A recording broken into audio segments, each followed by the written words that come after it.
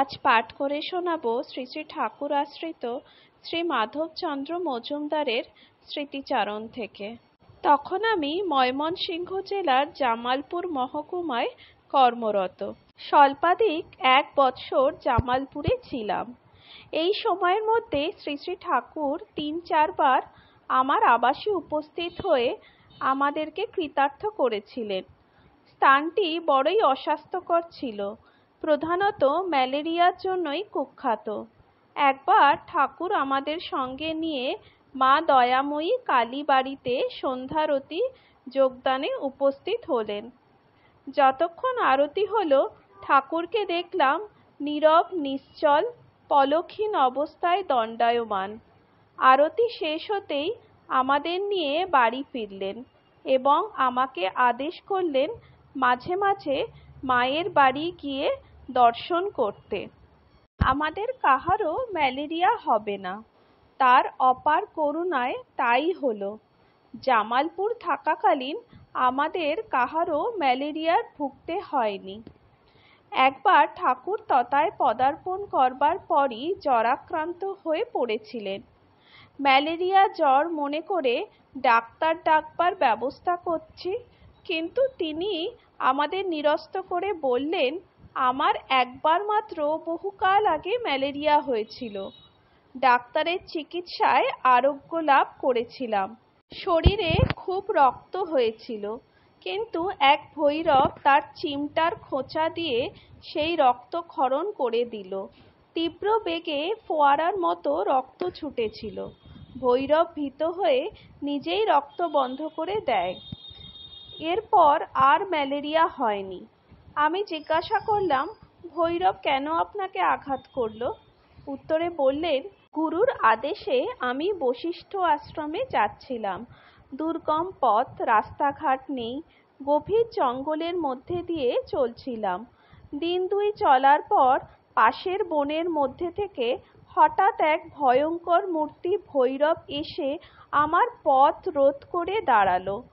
তার মাথায় জটা, কপালে সিঁদুর, গলায় হাতে রুদ্রাক্ষের মালা। এরা অঘোরপন্থী সাধক, মদ খায়, মরার মাংস খায়। সেও পথ ছাড়ে না, আমিও অগ্রসর না হয়ে পারি না। আমি অগ্রসর হতেই রাগের মাথায় সে চিমটা দিয়া আঘাত করলো এবং পরে এত রক্ত দেখে ভয় পেয়ে নিজেই রক্ত বন্ধ করে দিল এবং তারপর তার জবা ফুলের মালা থেকে একটা ফুল আমাকে দিয়ে বলল, ধর, নে। আমি চলতে লাগলাম। সমস্ত দিন পাহাড়ি জঙ্গলের মধ্যে দিয়ে হেঁটে চললাম। সূর্যাস্তের অল্পক্ষণ পূর্বেই অন্ধকার নেমে এলো। কোথাও আশ্রয় নেওয়ার ইচ্ছা প্রবল হলো। এমন সময় দেখি একটি ছেলে ও একটি মেয়ে, মনে হয় যেন পাহাড়ি 2 ভাই বোন, বিপরীত দিক থেকে আসছে। তাদের দেহ সুস্থ, সবল, চেহারা অতি সুন্দর। তারা আমাকে কি বলল আমি না বোঝায় হাতের ইশারায় তাদের অনুগমন করতে বোঝালো। আমি তাই করলাম। তখন অন্ধকার হয়ে এসেছে, প্রায় কিছুই দেখা যায় না। ঝোপ জঙ্গলের মধ্যে দিয়ে আঁকাবাঁকা পথে তাদের পিছন পিছন বহুদূর হেঁটে তাদের বাড়ি পৌঁছলাম। সুন্দর বাড়ি। এমন নিবিড় জঙ্গলের মধ্যে যে এমন বাড়ি নির্মিত হতে পারে তা সাধারণের ধারণায় আসে না। স্থানটি বেশ সুন্দর, মনোরম, নির্জন এবং শান্তিপ্রদ।